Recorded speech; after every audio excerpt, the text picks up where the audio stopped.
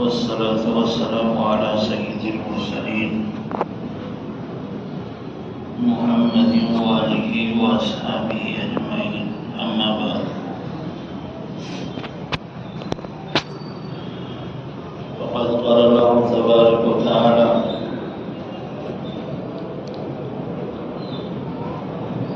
وَلَنَبْلُوَنَّكُمْ بِشَيْءٍ مِّنَ الْخَوْفِ وَالْجُوعِ وَنَقْصٍ مِّنَ الْأَمْوَالِ وَالْأَنفُسِ وَالثَّمَرَاتِ وَبَشِّرِ الصَّابِرِينَ. وقال النبي صلى الله عليه وسلم: أوددت أن أقتل في سبيل الله ثم أحيى ثم أقتل ثم أحيى ثم أقتل ثم أحيى ثم أقتل، أو كما قال عليه الصلاة والسلام.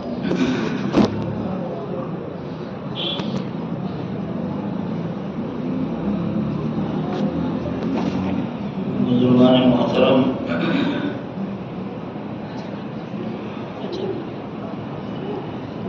ہمارا اسلامی سال ماہ محرم سے شروع ہوتا ہے اور ہمارا اسلامی آخری مہینہ سال کا ذی الحجہ ہوتا ہے،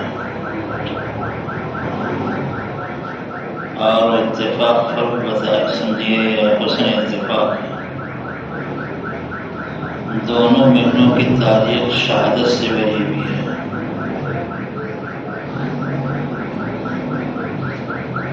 حضرت اسماعیل علیہ السلام کو ذبح کرنے کا جو حکم دیا گیا تھا وہ محرم ذی الحجہ کا مہینہ تھا،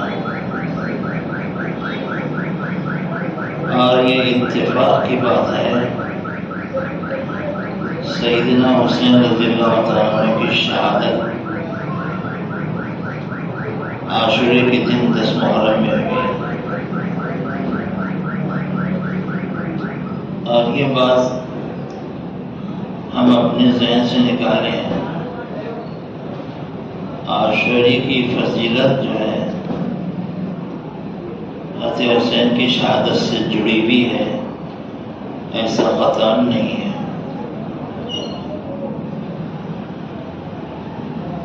حضور اکرم صلی اللہ علیہ وسلم اللہ کے حکم سے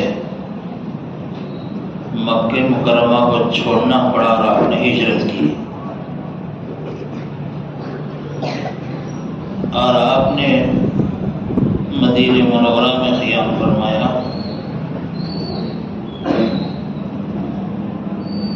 مدینہ منورہ میں آپ نے دیکھا کہ یہودی روزہ رکھے ہوئے ہیں اور عبادت کا اہتمام کر رہے ہیں. یہ اس وقت کی بات ہے جب ابھی حضرت سیدنا حسین کی شہادت درونما نہیں ہوئی تھی.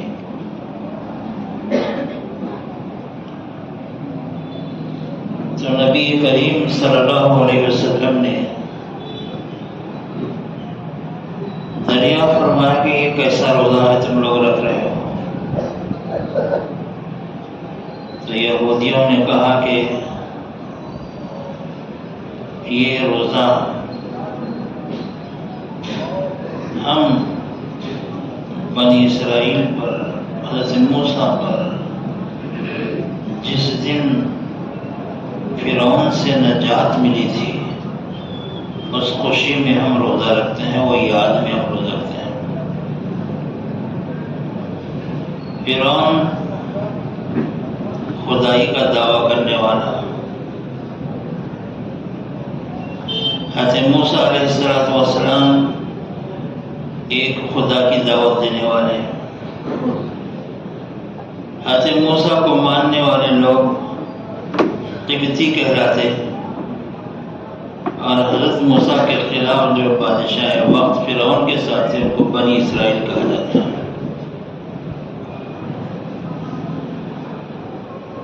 تو یہ لوگ حضرت موسیٰ علیہ السلام کا اور آپ پر ایمان لانے والوں کا خافیہ تنگ کر کے رکھ دیے تھے۔ تو رات کے موقع پر حضرت موسیٰ علیہ السلام یعنی فرعون کے ظلم و بربریت سے بچنے کے لیے اپنی قوم کو ساتھ لیے اور رات کے سناٹے میں آپ ہجرت کی، مصر سے نکل گئے۔ اور حال یہ تھا اہل ایمان بڑے غربت کی حالت میں تھے، اور یہ لوگ یہ فرعونیوں کے پاس نوکر تھے، دن رات ان کی خدمات کیا کرتے تھے۔ تو جب اچانک یا یوں سمجھیے کہ صبح ہوئی، کوئی مزدور کام پر نہیں پہنچا، فرعون انتظار کرتا رہا، اور لوگوں نے کہا کہ موسیٰ علیہ السلام اور بنی یعنی قبطی جو ہے رات میں یہاں سے نکل گئے ہیں۔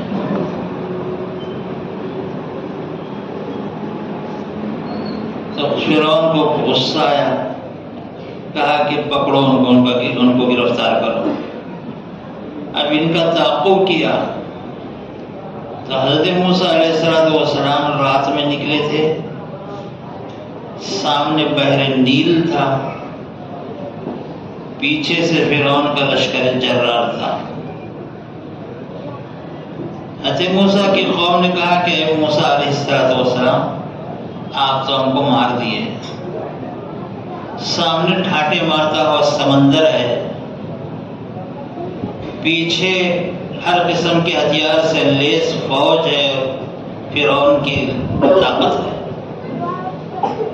ہم مر گئے۔ حضرت موسیٰ علیہ السلام نے فرمایا لا تحزن ان اللہ معی، گھبراؤ مت، اللہ میرے ساتھ ہے۔ جب فرعون کا لشکر بالکل ان کے قریب پہنچا، یہ اہل ایمان حضرت موسیٰ کے ساتھ گھبرا رہے ہیں، بڑا لرزہ ان کے جسموں پر طاری تھا۔ اللہ کی طرف سے وحی آئی، پیغمبر آپ کے ہاتھ میں کیا ہے؟ کہا کہ پروردگار میرے ہاتھ میں لاٹھی ہے، جو لاٹھی مجھے حضرت شعیب علیہ السلام سے نکاح کے موقع پر ملی ہے۔ اللہ تبارک و تعالیٰ نے فرمایا کہ موسیٰ اس لاٹھی کو سمندر پر مار دو۔ حضرت موسیٰ علیہ نبینا علیہ السلام اس لاٹھی کو سمندر پر مار دیے، تو سمندر میں یعنی میں غلطی کر رہا ہوں، بنی اسرائیل حضرت موسیٰ کے ساتھ تھی اور قبطی فرعون کے ساتھ تھے۔ تو بنی اسرائیل کے 12 قبیلے تھے، سمندر میں 12 راستے بنے، اور حضرت موسیٰ علیہ السلام اپنی قوم کو لے کر نکل گئے، پار ہو گئے۔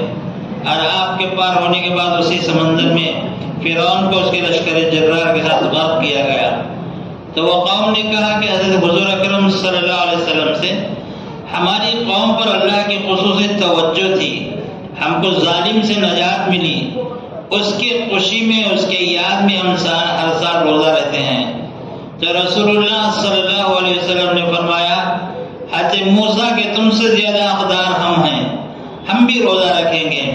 آپ نے روزہ رکھنے کا حکم دیا، روزہ رکھا، اور ساتھ میں یہ بھی فرمایا کہ خالف الیہود والنصارى، یہود و نصارہ کی مخالفت کرو۔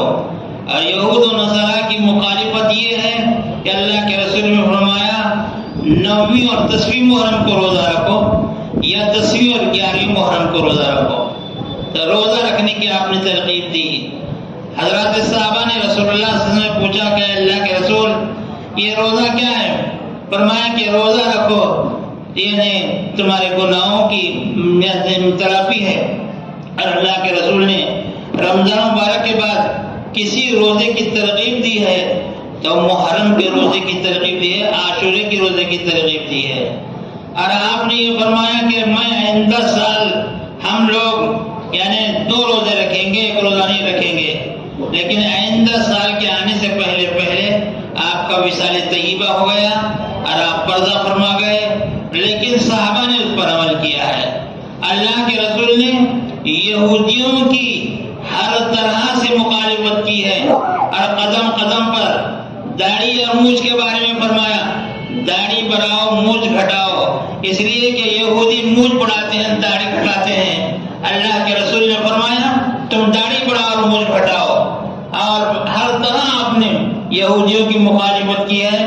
لیکن میں بہت معافی کے ساتھ یہ کہوں گا، آج کا مسلمان اور بالخصوص ہمارا نوجوان طبقہ یہودیوں کی اتباع کر رہا ہے۔ اگر میں ایک کی طرف اشارہ کروں تو آپ تعجب تو نہیں کریں گے، آج جو ہمارے نوجوان بچے آدھے سر کی حجامت کر کے جو پھر رہے ہیں، یہ کیا ہے؟ یہ یہودیوں کا عمل ہے۔ حضور اس سے سخت مخالفت کیے ہیں۔ آپ اور ہم غور کریں، ہمارے باپ کا جو ہے کوئی مخالف ہو، ہمارے باپ کا دشمن ہو، ہم کبھی اس کی جو ہے تائید نہیں کریں گے، ہم کبھی جو ہے اس کی نقل نہیں کریں گے، بلکہ ہم مرنے تک اس کے خلاف رہیں گے، اس لیے کہ میرے باپ کا دشمن ہے۔ کیا آج کا مسلمان نوجوان طبقہ ایسا سر منڈانے والا یہ سوچتا ہے کہ یہود و نصارہ نے ہمارے نبی کی مخالفت کی، نبی کے اوپر نماز کی حالت میں بوجھ ڈالا گیا، نبی کے راہ میں کانٹے بچھائے گئے، نبی کے قتل کرنے کے نعوذ باللہ منصوبے بنائے گئے، قدم قدم پر نبی کو تکلیف دی گئی ہے۔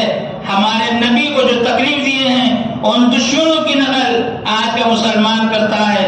اگر ہمارے یہ بچے پیسے نہ ہونے کی بنیاد پر آدھا سر منڈا کے رکھتے ہیں، آپ حضرات ان کو چندہ دی جائیے تاکہ بیٹا پورا سر منڈارو، آدھا سر مت رکھو۔ یہ یہودیوں کا طریقہ ہے، مسلمان کا طریقہ نہیں ہے۔ بڑے تمتراک کے ساتھ بہت ہی ہر ایک کو میں دیکھتا ہوں کہ سر کے بال آدھے مڑائے ہوئے ہیں، اور میں یہ سمجھ رہا تھا کہ آج کے نوجوان داڑھی رکھنے کا شوق رکھتے ہیں، داڑھی بھی یہودیوں کی طریقے پر رکھ رہے ہیں۔ کدھر سے مڑانا، کدھر سے رکھنا، سنت کیا ہے، نبی کا طریقہ کیا ہے، یہ سارے چیزوں کو آج کا مسلمان پس پشت ڈال دیا ہے۔ ایک آگ ہے جنگل کی طرح مسلمانوں میں لگی ہوئی ہے، اس کا خمیازہ ہم بھگت رہے ہیں، سزائیں ہم کو مختلف انداز سے مل رہے ہیں، لیکن اس کے باوجود بھی مسلمان سمجھنے کے لیے تیار نہیں ہے۔ تو میرے دوستوں عزیزوں، جو بچے آدھا سر مڑاتے ہیں، خدا کے واسطے نبی کے دشمنوں کی وہ صورت اختیار مت کرو، آپ فوراً توبہ کر لو اور پھر اپنے سر کے بال کو سیدھا کر لو اور نبی کے مخالفین کی مخالفت پر اتر جاؤ۔ اللہ کے رسول صلی اللہ علیہ وسلم ایسے امتیوں کے لیے دعا فرماتے ہیں جو آپ کی اتباع کرتے ہیں، آپ کی مخالفت نہیں کرتے۔